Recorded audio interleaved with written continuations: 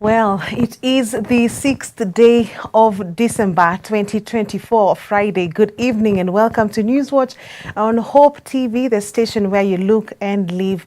I'm Tess Njenga and our sign language interpreter is Boniface Mureithi. On today's conundrum, we analyze President Ruto's remarks on critics being possessed by evil spirits and its impact on political discourse in the country. What does it mean for freedom of speech in Kenya? And does it signal a rise of political intolerance in the country? Stay tuned for that later on. First, let's take a look at the day's news. President William Ruto has urged public universities to allow students relying on the new funding model to sit for their end-of-year examinations, even as they await the full disbursement of funds. Speaking during the Scott Christian University graduation ceremony in Machakos today, the president called on the universities to exercise patience and restraint as they navigate the transition to the new student-centered higher education financing model.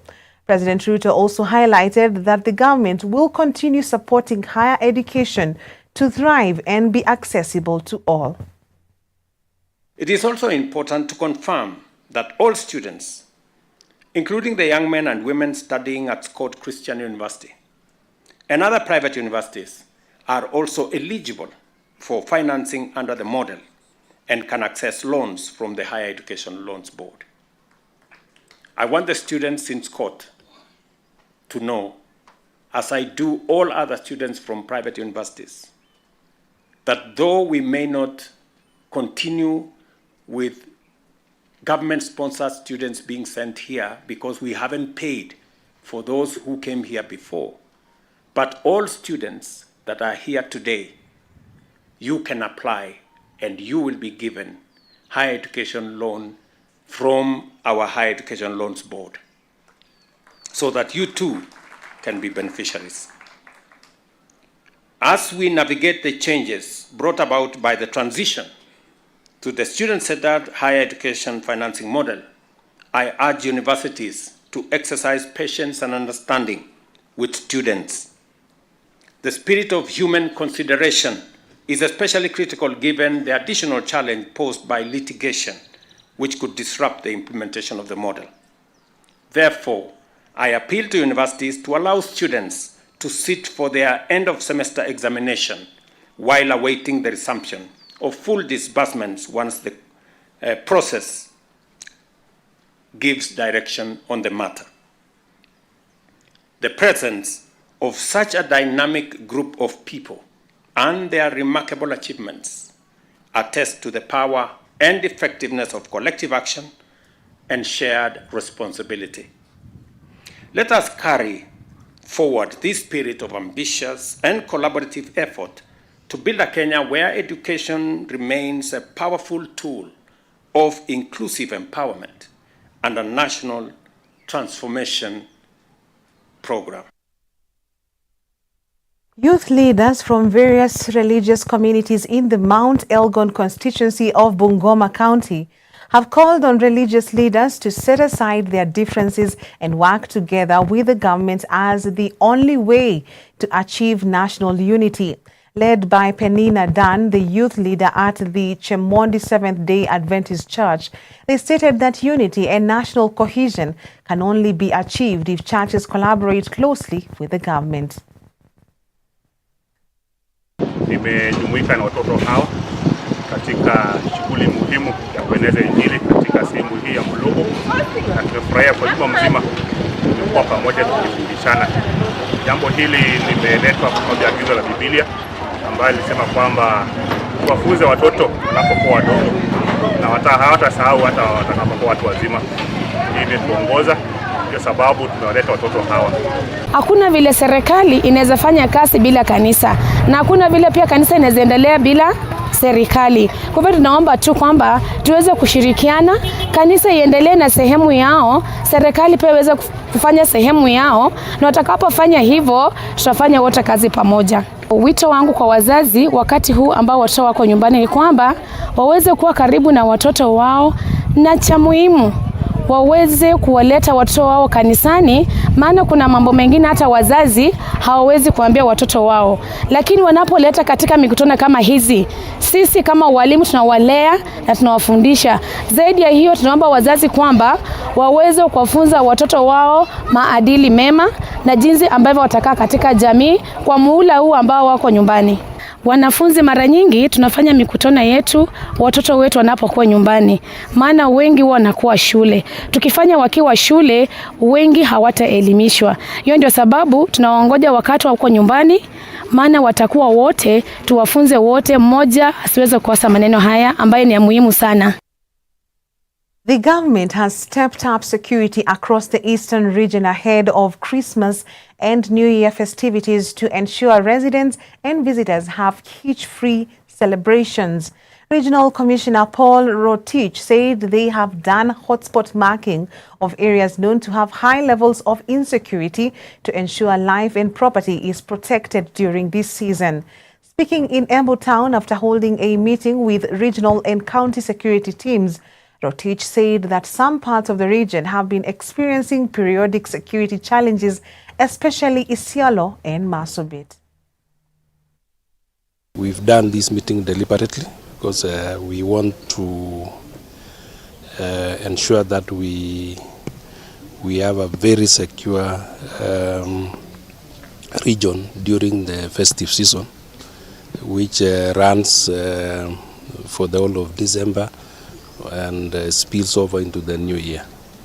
We've done the mapping and we've known which areas are, which crimes are common in which areas, and we've done the necessary interventions so that we have the deployments correctly done to address those challenges. And we have satisfied that everything will go on well and our people will have a very peaceful environment to have their celebrations. What we want to assure everyone is that as we plan this, the security measures in place, the general population have got a responsibility also, a responsibility to work closely with the security officers and to report any form of crime. President William Ruto has today assented to the County Allocation of Revenue Bill 2024. This new legislation divides the equitable share of revenue amounting to 387.4 billion shillings among the 47 counties in line with the revenue sharing formula outlined in Article 217 of the Constitution. The approved amount represents 24.7% of the most recently audited revenue accounts as confirmed by the National Assembly. Importantly, this allocation exceeds the constitutional minimum threshold of 15%. The County Allocation of Revenue Bill is one of the two bills provided for under Article 218 of the Constitution. This state ceremony is convened pursuant to Article 115 of the Constitution to facilitate the presidential assent to the County Allocation of Revenue Bill 2024, Senate Bill number 25 of 2024. Upon the presidential assent, this act will provide for the horizontal sharing of revenue among county governments, thereby enabling the equitable distribution of resources across the 47 counties. Your Excellency, this bill returns to your desk for presidential assent following your earlier referral of the bill to the Senate for reconsideration pursuant to Article 115(1)(b) of the Constitution. The Presidential Memorandum of Referral was transmitted to the Senate on 10th July 2024 and had been necessitated by a revenue shortfall arising from the failure to enact the Finance Act 2024. Sir, in light of the subsequent amendments to the Division of Revenue Act 2024, and with both houses of Parliament having now fully discharged their legislative mandate, Your Excellency, as the head of state and government, is graciously petitioned to exercise your constitutional prerogative under Article 115 to assent to County Allocation of Revenue Bill 2024. Water, Sanitation and Irrigation Cabinet Secretary Engineer Eric Mugaa says that none of the water service providers in all the 47 counties have attained non-revenue water level acceptable benchmark of less than 25%. He was speaking in Kisumu County during the launch of Lake Victoria South Waterworks Development Agency Strategic Plan 2023 to 2027 after paying a courtesy call to Kisumu Governor Anyang' Nyong'o, where they discussed issues concerning pollution in Lake Victoria, among others. The Cabinet Secretary has asked water providers across the country to put in place measures to reduce water wastage. Is a clear indication that the government of Kenya has prioritized the development of water and sanitation infrastructure for the well-being of the people as it aims to progressively realize universal human right to water and dignified sanitation. To achieve universal access to water and sanitation, ladies and gentlemen, the ministry has developed the National Water and Sanitation Master Plan, the National Water and Sanitation Plan, which has costed this ambitious target at around 905 billion shillings, that incorporates all counties' CIDPs, that is the County Integrated Development Plans, and the national government priorities. Due to the huge capital outlay required to achieve NAWASIP, the government has opened up this sector for public-private partnerships, and recently His Excellency the President assented the Water Act Amendment Bill of the year 2024, which provides an enabling environment for PPPs to drive in the sector. On that note, let's take a short break on Newswatch tonight. We have more coming up after the break.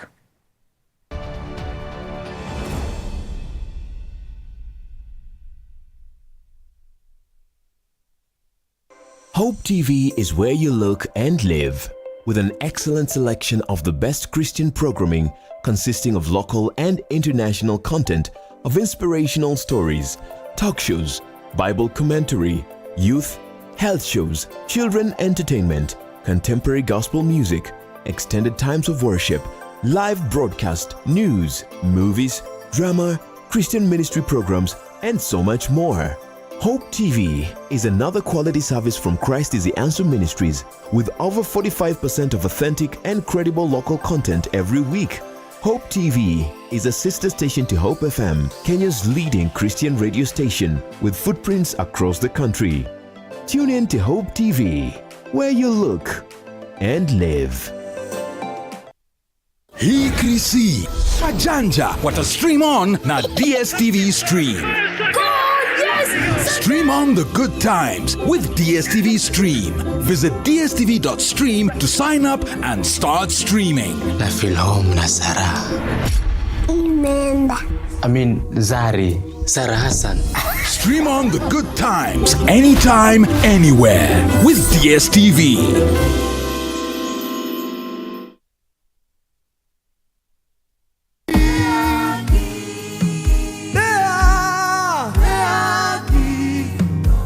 Join Eugene Olins this Sunday for a moment of worship.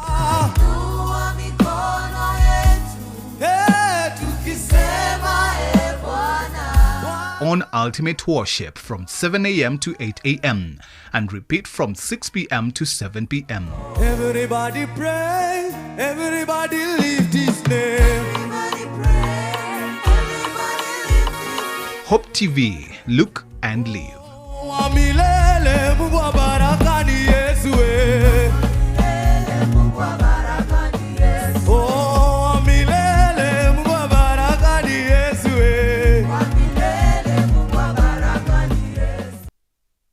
Coming soon this November. He's the God who raised up Moses in a palace only to use him in the wilderness, and raised up Joseph in the wilderness only to use him in a palace.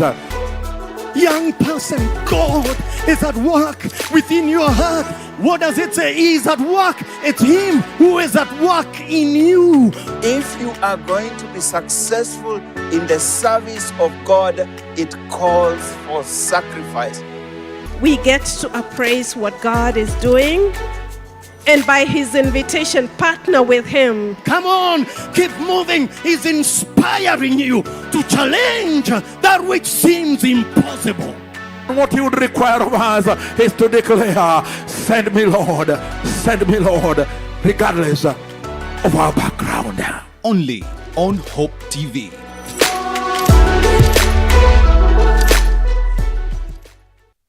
Thank you for choosing Hope TV, the channel that brings you hope, entertainment, and inspiration. We value you and would like to serve you better. Talk to us by scanning this QR code on your screen or go to our social media page at Hope TV Kenya and click on the survey link by the name Hope TV Survey. It will just take a few minutes but means the world to us. We value your feedback. Hope TV, look and live.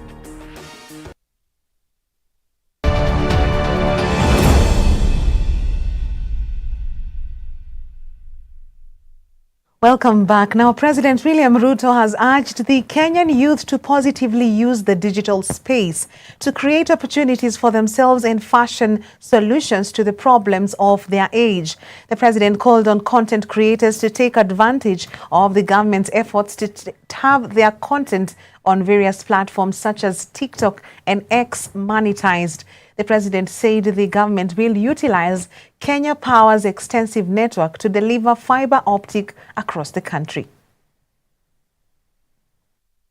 It is necessary that we work collaboratively together as we focus on how we can empower our citizens and grow our economy, create jobs, and drive our progress into the future, working not just as Kenya, but with our friends and partners from this continent and from beyond.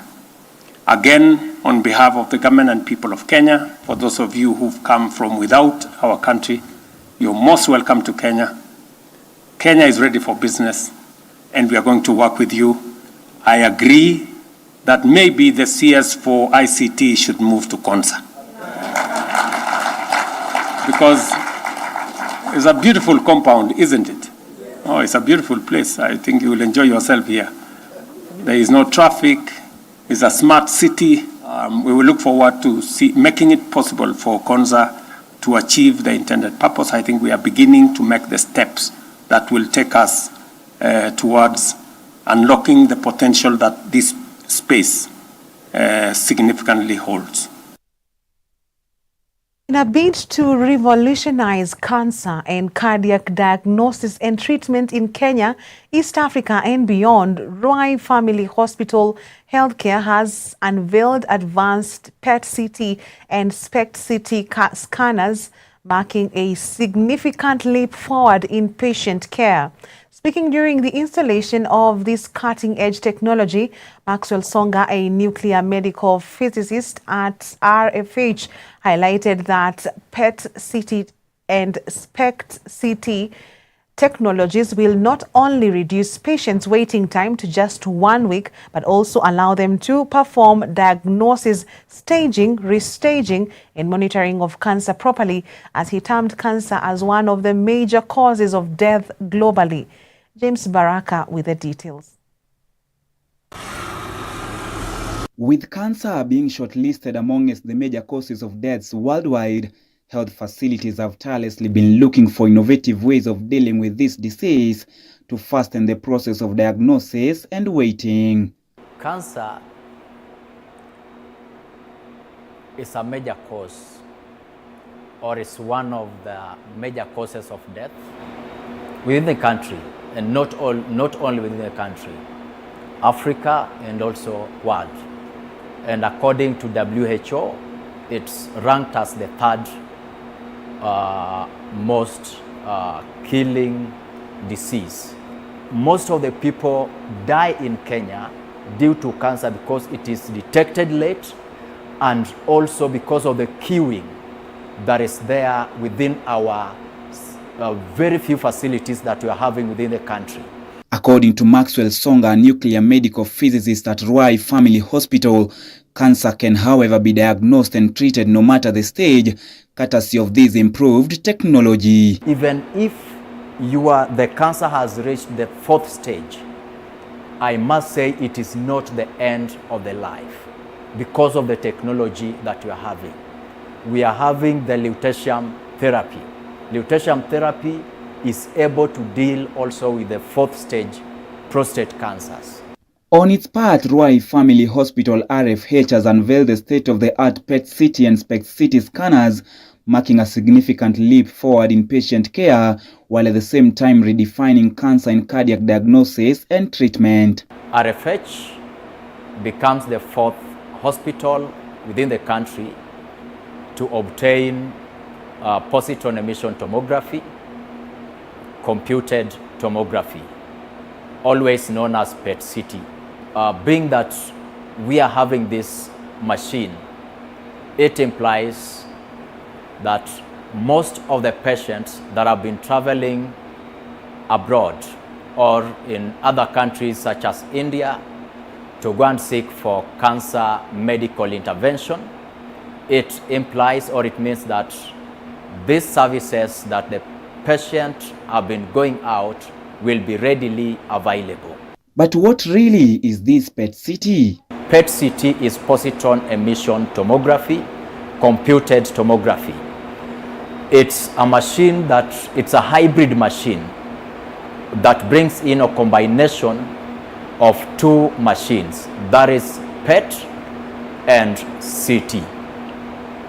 PET covers the physiological analysis or the functional analysis of the body, and the CT scan gives the structural imaging of the body. And what about SPECT-CT? We also have SPECT, which is single photon emission computed tomography, which will add up to the care of the patients within the hospital. The SPECT will be using the technetium 99M, which is a radioisotope that, or we call it the targeted scanning. It moves to specific organ and tells us the problem with that specific. Additionally, Songa emphasized the significant impact of advanced technologies, especially in diseases diagnosis and monitoring, remarks that were echoed by molecular imaging application specialists from General Electric Healthcare Africa, Andrew Lawrence. But this machine can easily do depends on the facility, depends on the FTG that is given to the hospital. So let's say on a good day, it can be anything between 10 to 15 patients a day that can be scanned. The introduction of advanced imaging systems like PET-CT and SPECT-CT in health facilities, including RFH Healthcare, are hoped to not only bridge the gaps in healthcare delivery, but also empower patients with faster and more accurate diagnosis and treatment options. James Baraka for Hope TV Newswatch, Nairobi.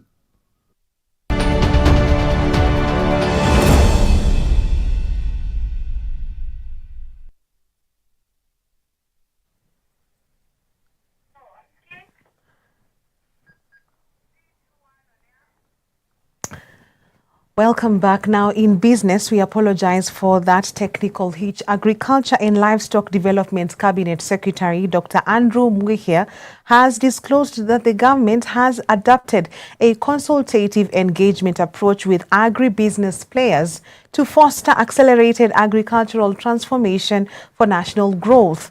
As part of the consultative engagements, Mwihia said the Ministry of Agriculture is progressively hosting monthly ministerial roundtable engagements with stakeholders in the sector as it seeks to enhance operating and policy coherence for enhanced yields.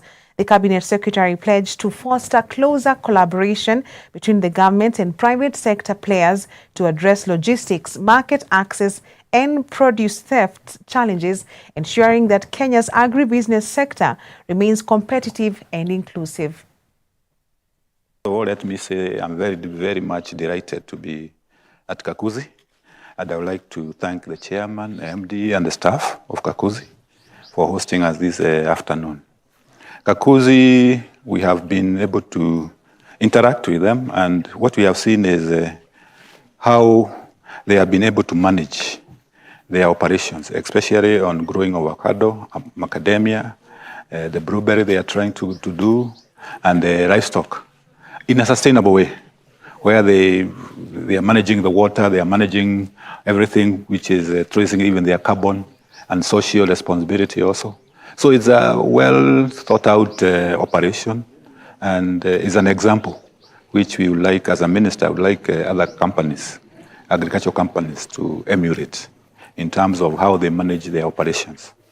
The space they are occupying, the products they are doing, especially avocado, I know they are big exporters of avocado, and there are various challenges which we are facing. One of the major one is, apart from issues, challenges in production, is about how to transport the avocados to the market. We know what has been happening in the Middle East, and most of the sea freight have not been able to use the Suez Canal and other routes. So they are using a longer route in the southern, to the tip of South Africa. And that is causing a lot of challenges to exporters, not only mainly in this region. And because it is taking long, about extra 15 days. And the freshness of the produce is not guaranteed when it arrives in Europe. So that is a challenge, and is a global challenge which is affecting us all. What we will do is make sure that we also shorten the time, which inland transportation and all that logistics, so that we save the number of days which are being able to do that. So we will be helping, we will be working with them. B and CFAO Mobility Kenya have entered a strategic partnership to provide affordable vehicle financing solutions for individuals and businesses. As a result, customers will enjoy up to 100% financing alongside flexible repayment terms of up to 72 months for the Toyota Hilux single and double cabin models. This collaboration aims to make vehicle ownership more accessible by offering tailored financial solutions on a wide range of vehicles. This means that SMEs and MSMEs, individuals and corporates alike, will enjoy a smooth and fast loan approval process alongside exclusive vehicle discounts on select models and after-sales support. Good morning. My name is John Okulo. I'm the Director of Corporate Banking at KCB Bank Kenya.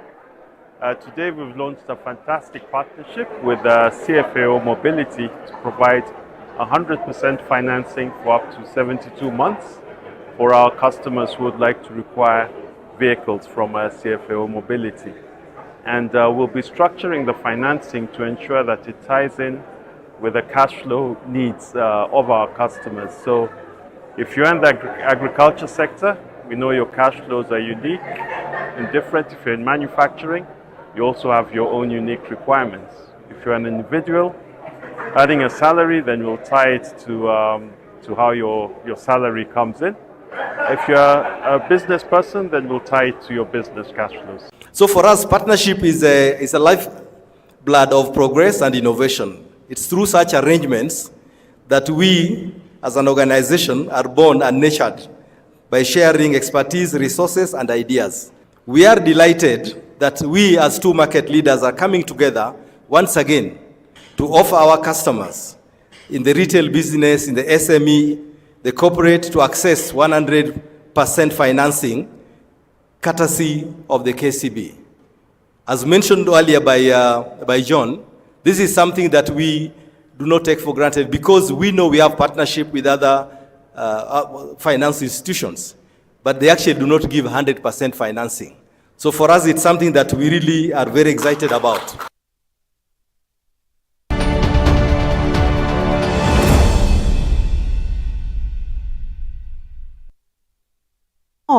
Doris Petra has fronted herself as the best candidate for FKF leadership as president, saying she has been actively involved in the game.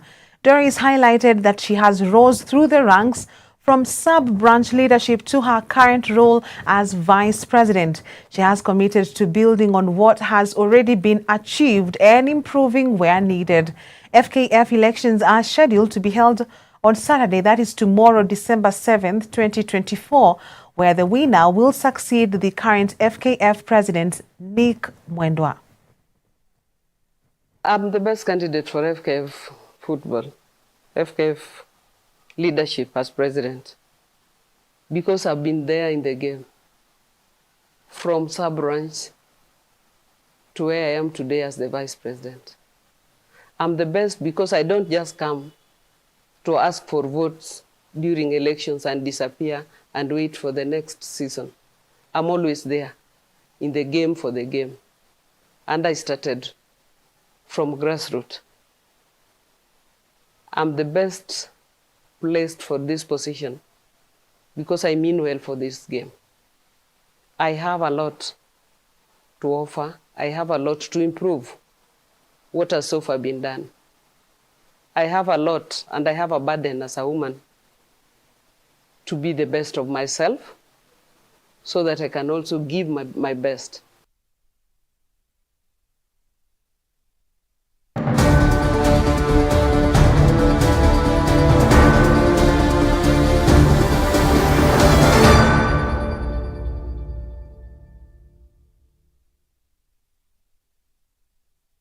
On this week's conundrum, in the past week, President William Ruto's remarks regarding Kenyans who oppose his government projects have sparked a storm of controversy. The president referred to critics as being possessed by evil spirits, a statement that has left many questioning the tone of his leadership. This verbal assault comes at a time when the public's trust in his administration is already waning, as many Kenyans are frustrated by what they see as unfulfilled promises and unmet expectations. The president's comments are more than just a simple outburst. They reflect a deeper, troubling trend in Kenyan politics.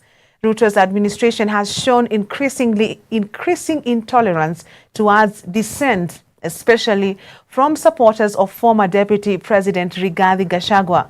This action, coupled with President Ruto's verbal attacks, suggests that political space is narrowing for those who question the government's agenda. Interestingly, Ruto's actions seem to mirror the very behavior he once accused his political opponents of: intolerance towards alternative viewpoints. While criticizing his adversaries for being overly controlling, he appears to be exercising the same tactics. The situation has been further exacerbated by the statements from some of his cabinet secretaries, such as those of Ali Hassan Joho, who has threatened those opposing the government. The call for accountability is growing louder. Former presidential candidate Reuben Kigame has publicly demanded that Cabinet Secretary Hassan Joho apologize to Kenyans for his inflammatory remarks or resign. Internationally, Kenya's human rights record has taken a dramatic turn for the worse. The recent downgrade of Kenya's human rights rating from obstructed to repressed is a stark reflection of the government's increasing crackdown on fundamental freedoms. The downgrade followed the violent police response to the Gen Z protests in mid-2024, where security forces killed at least 60 unarmed protesters and arrested over 1,000 individuals.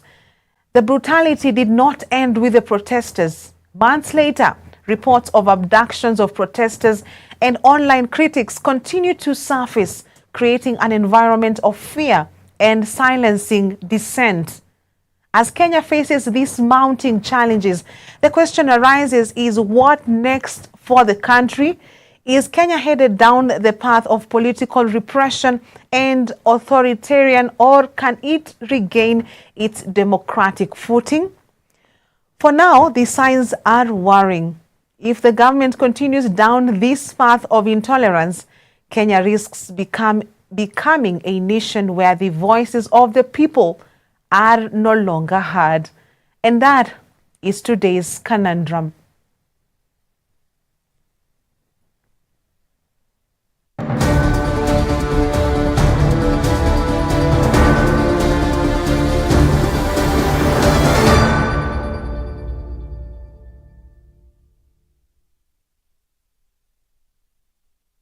It's a wrap for Newswatch tonight. On behalf of everyone who has made this bulletin a success, thank you for watching. I'm Tess Njenga, and our sign language interpreter is Boniface Murithi. Have a good night.